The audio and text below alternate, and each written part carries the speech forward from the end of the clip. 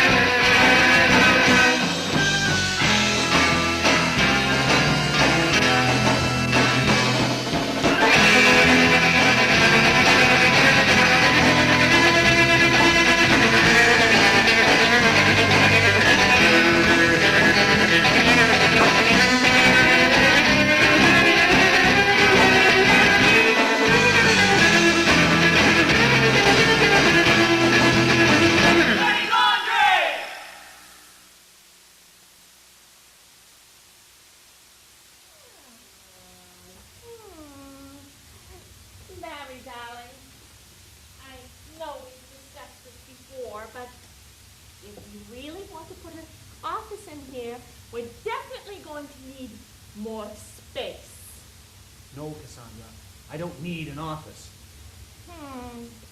That's too bad. Because while you're doing all the renovations, you could take advantage of the empty office space next door and knock down a wall. Then, when I get on my feet financially, I could open up my own fortune-telling business. People could get their palms read while they do their laundry. What are you talking about? Your business. Our business. Face it, Larry. Laundry is a chore. People don't exactly flock to a laundromat out of sheer delight. They have to. But if we give them something a little extra, it could improve our business. I really never thought about it.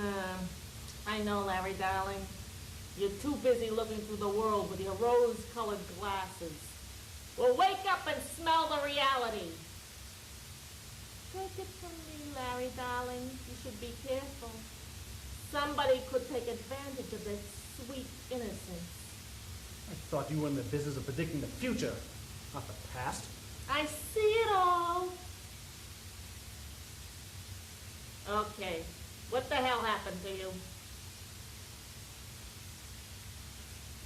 I think I made a big mistake, and I don't know what to do about it. Larry, darling, think of me as his therapist. You can tell me anything. Cassandra? Yes, Larry, darling? I helped Tim escape from the hospital, and now I don't know where he is.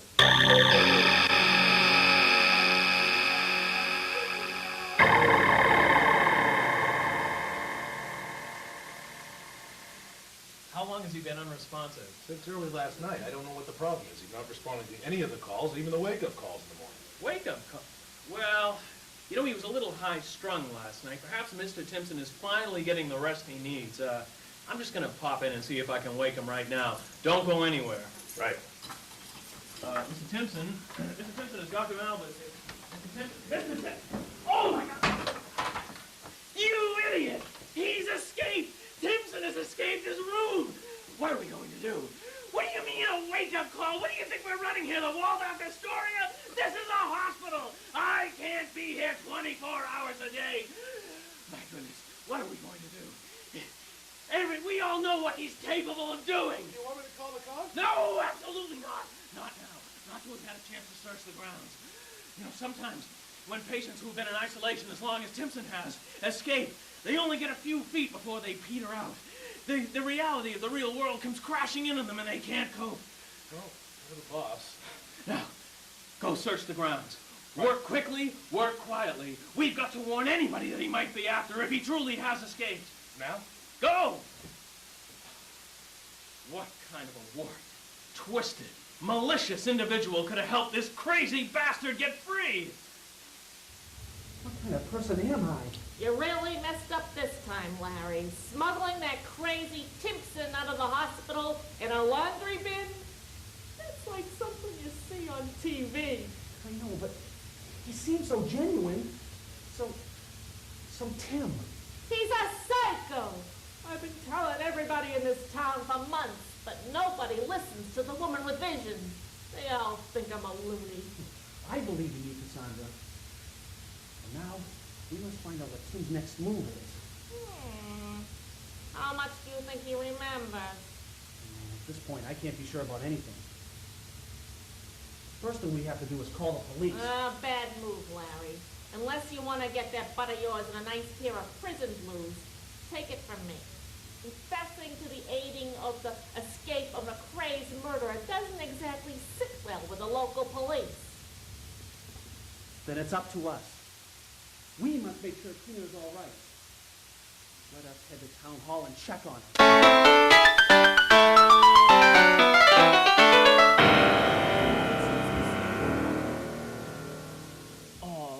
Well, yes. In fact, you may. I understand that this is, in fact, the mayor's office. Am I correct? You are. I'm Mayor Timpson's assistant, Miss Riley. Is there something I can do for you? Well, yes. In fact, there is. You see, I'm Mayor Timpson. I'm Mayor Timpson's close personal friend. That's right. I'm Mayor Timpson's close personal friend. Jim Simpson. That's right. Pleased to meet you. Jim Simpson? Right. Have a seat, Mr. Simpson. Oh, thank you very much. It's kind of a kooky coincidence, though, isn't it? I mean, you wouldn't believe the ridicule I get, but believe you me, I am in no way related to that famous clan. You mean... I mean, Bart, Marge, Homer, the whole Simpson family there. Yeah, I used to be really close to that family, but somewhere along the line, we just lost touch once the show picked up syndication. I guess money corrupts people like that sometimes. Where did all the good times go, my God? Oh, yeah. Mr. Simpson. Pardon me, Mr. Simpson. Oh, right, that's me, Mr. Simpson. Right, that's me. What can I do for you, sweetheart? I'm still not sure what it is I can do for you. Yeah. I came in to see if the mayor was in today. She is in, but she's very busy with appointments all day. Oh, is she? Well, you don't think she could squeeze in a few moments for a close personal friend of hers? I'm afraid not. Well, what about tomorrow? Tuesdays are such a wonderful day for lunch in the park. Don't you think? Unfortunately, tomorrow the mayor's speaking at the Rotary Luncheon. She's very busy these days. Maybe if you leave your name and number. Yes, madam. Yes, I have those papers right here. Of course, I'll bring them in right away. Okay, bye. If you'll excuse me, sir, I've got work to do. Oh, sure. Don't let me stop you from doing your daily duties.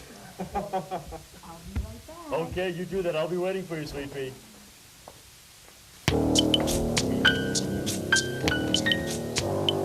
Girls go. She's in the office all day.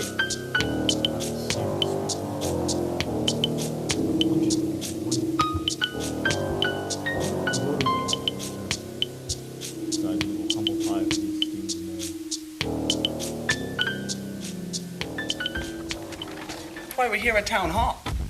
We're here to see if we can get Cassandra into the Rotary Luncheon tomorrow. And we also stopped by to say a quick hi to Tina. We do? We are? We have. I don't know. I just can't see splitting the laundromat into half laundromat, half fortune teller. I mean, maybe we had some sort of club. Yeah. The local entertainers could come out and try their new stuff. I don't know. I could even introduce some of my new songs. Larry, your songs stink. They're depressing, nobody likes them, and you can't play the guitar. Take my advice, don't write anymore. Don't sugarcoat it. Where did he go? Who? There was a gentleman here looking to meet with the mayor. He seemed very passionate about seeing her. We saw no one. Must be another one of Tina's admirers. I hear she's been getting quite the fan following lately. The TV just raves about her. Well, you're probably right. I'm sure he's just looking for an autograph. What can I do for you? Oh, I'm sorry. We haven't been formally introduced. My name is Larry Alkali. I am the proprietor of the Sit and Spin Laundromat. Right, Mr. Alkali. I've heard your name before. Tina speaks very highly of your laundry techniques. And I understand Mr. Abacus brings his laundry there as well. You're not at all as I pictured you. I kind of get that remark a lot. I hope it's good. Oh, it is. I'm Samantha Riley, Mayor Kingston's assistant. Nice to meet you. Yes. I've also been hearing that you do wonderful work. You used to be the secretary for Mayor Newell, is that right? That's right, I did. I never forget a face. Excuse me, where are my manners today? I could predict a few places. Always the jokester. Samantha Riley, I would like you to meet my coworker, Cassandra. Nice to meet you, miss. I'm just Cassandra, darling. I see all, I know all. For $10, I could tell you what the future holds for you. Some other time, Cassandra. I wouldn't want to bore Mr. Alkali with such foolish nonsense. No. You should stop by the laundromat sometime. Cassandra's setting up her business there. She is? I am? You are. That's why we're here at the town hall. We're trying to see if we can get Cassandra into the Rotary Luncheon tomorrow. And we wanted to stop by and say a quick hi to Tina. We are? We do? We have. We did. She's been burning a lot of incense lately. So, where is Tina? Harry, what a wonderful surprise. It's so nice to see you. Hi, Tina. You look wonderful today. Thank you. I just love my vest. You know, the weekend offers such a nice time to relax and unwind, and I feel it prepares oneself for a busy week. So, you had a quiet weekend. Oh, that's great. I mean, that's great. Oh, well, the schedule that Samantha and Malcolm had prepared for me, I was lucky to get some R&R ahead of time. I am booked. And your next meeting's with the parking clerk's office at 2. That just gives me 15 minutes to take a bite of my sandwich and get going. Well, are we seeing you at the luncheon tomorrow? I never miss a meeting. Well, good day to you then. Samantha, remind me again what this meeting is about. Pardon me. To have a good day.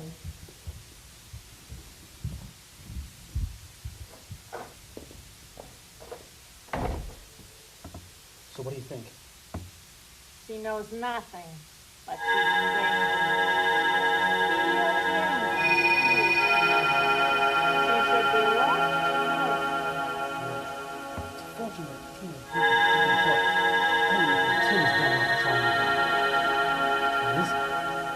Right now, he's like a caged animal.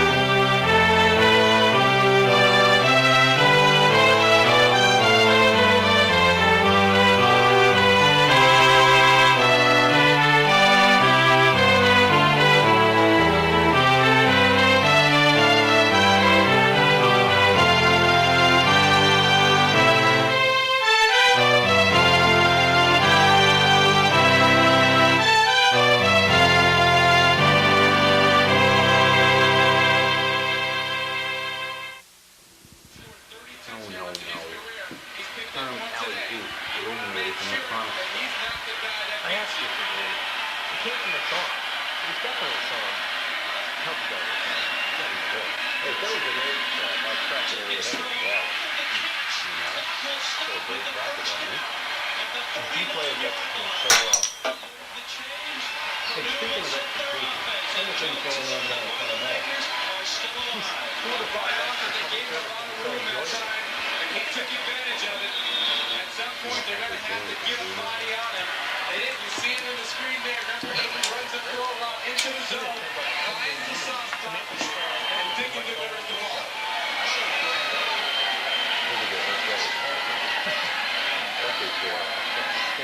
Dickens throw is Watson is out of bounds. It's a gain of about 4. They get the field shot. And Billy Dickens is going to get himself right down.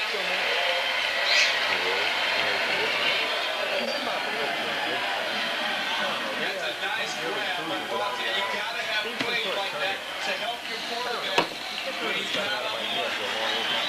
Dickens' confidence will grow, the team's confidence will grow each time they make a play.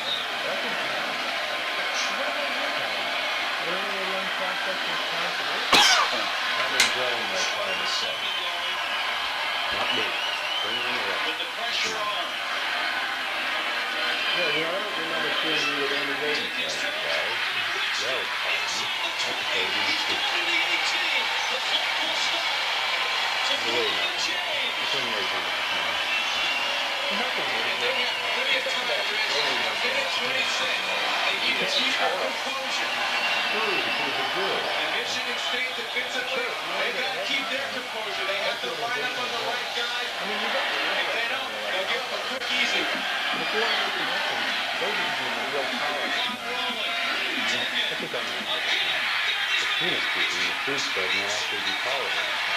I have noticed, since I've lived here through the fall, that our town lacks my cars traditional railroad care. I know you were talking about Don Manning. He's a great opportunity to see undervalued to see what's out front. Complicated, doesn't it? Yeah, I think a little ago. What time is it? A few have left. They will regret part 2 with what looks like an incredible comeback. They have not completed it. They are down 5. I'll tell you, that's what's in the phone. You gonna be able to do anything about that? You know what? This kept closing. We kept restructuring terrible.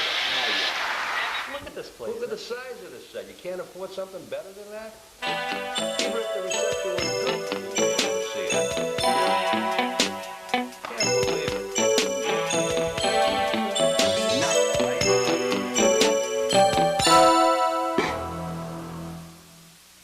You know, the speech of yours is not bad, Malcolm. It has a nice blend of your usual one-liners and slow jobs. Anything to make the business people of this town happy. Tina, your appearance here is the talk of the town. We're going to get some great press coverage out of this. You know, now that I think of it, I have been mentioned in the news quite often lately. And quite positively. Thank you, Malcolm. At this rate, your Springtime in Bloom parade could have statewide coverage. I mean, I made a mention of it in your speech there. That's great. You know, I think we need all the help we can get after my somewhat rocky start. Well, like I said, sweetheart, sometimes you have to kill them with kindness. Hey, Tina! Larry, old pal, how's it going? Wait a minute. I hate to be the one to break this to you, pal, but you're not exactly supposed to bring a date to the Rotary meeting. These meetings are for legitimate business people only, not the local crazies. Watch who you're calling crazy, buddy. I'm a card-carrying member. You gotta be kidding me. Afraid not, Malcolm. Cassandra and I are in the process of expanding the sit and spin. She's my new partner. Man, they let anybody into these clubs these days. No, don't pay attention to Malcolm. He doesn't mean half of what he says. He is of no threat to me. So, Tina, how's the big speech coming? Oh, it shouldn't be too bad. I guess my only concern is that I have to speak before lunch is served. You know, once people's stomachs start grumbling, then they lose attention. I'm afraid it might get drowned out. Well, I'll try to keep the mumbling to a minimum. Well, now, didn't expect to see you here. Not going legit, are you? Always been legit, darling. Just never had a place to hang my hat. Larry and I are going to expand the sit and spin and open a fortune-telling room. Fortunes and laundry. Guess I've heard of stranger combinations. Let me know if you need any investors. Investors? What's going on here? Calvin, have a seat. Cassandra was just mentioning her latest business venture with Larry at the sit and spin. That sounds like an intriguing collaboration. Interested in investing, Mr. Haynes?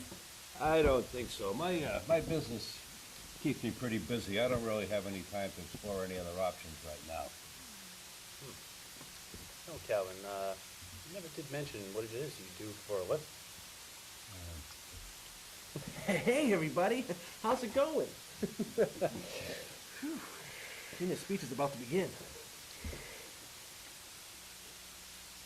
Good afternoon, and thank you all so much for coming. Are you aware that according to our Rotary Club president, Mr. Lyle, that today's turnout is the biggest in Cedar Falls history of Rotary meetings? And for that, I'm honored. However, I realize that this turnout is not in support of me, but of my goals as mayor of this fine town. Cedar Falls, and in turn our businesses, will continue to grow under this new regime. I believe that our first step has been taken. Your support today proves that Cedar Falls is a town in which is about to stand up and take notice. Just a minute, Badesco. He could be 100 miles away from here by now. Or we could be right in our own backyard. Look, Timpson has eluded the law just one too many times, and he's bound to get sloppy. Well, his psychiatric state is unstable, but I don't think he's going to be violent. Then you've been fooled as well, Doctor. He's the most violent person I've ever come across. And I guess he can manipulate some victims with his mind. Look, Detective, why don't you leave the doctoring to me? I would, however, feel much better if Mrs. Timpson was made aware that her husband has escaped and that she was being protected. I don't, however, feel he's going to try anything in the middle of a crowded room, do you? Somehow I get the feeling that's exactly what he's betting on us thinking. And in conclusion, I believe the Cedar Falls Springtime in Bloom Parade will be the perfect step towards community growth. With your support and the support and backing of our businesses, tourism will increase and Cedar Falls commerce will grow and prosper. I thank you all for your attention. And I look forward to speaking with each of you individually and personally during lunch. Thank you.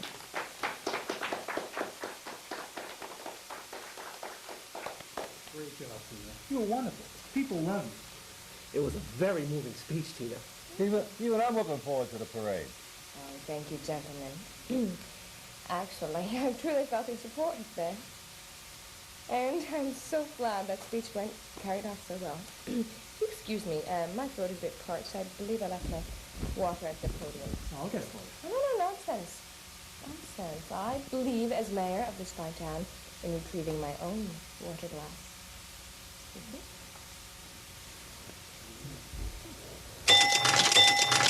Ladies and gentlemen, lunch is about to be served. Mayor Timpson, I'm glad we got here just in time. Oh, Detective Badesco and Dr. Malbus. What an unusual surprise. We usually don't see professionals of your fields at these Rotary meetings. Well, actually, we've come to see you, Miss Timpson. Why? Is there something wrong? Has something happened to Tim? Well, we're not exactly sure. You see, your husband, Mrs. Timpson, has sort of, well, he's kind of, left our care. Left your care? What do you mean by left your care? Is he in jail? No, he isn't. He's escaped. And we believe he's come looking for you. Oh my God, he's going to kill me.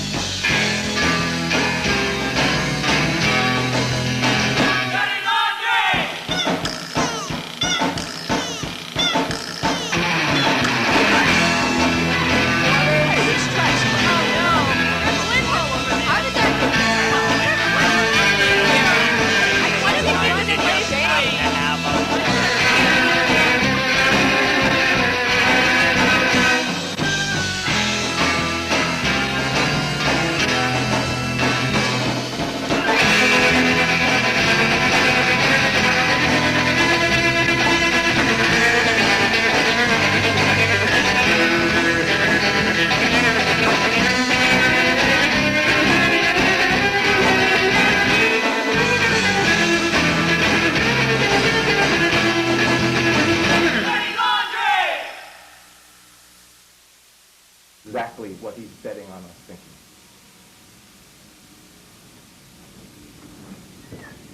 We are ready.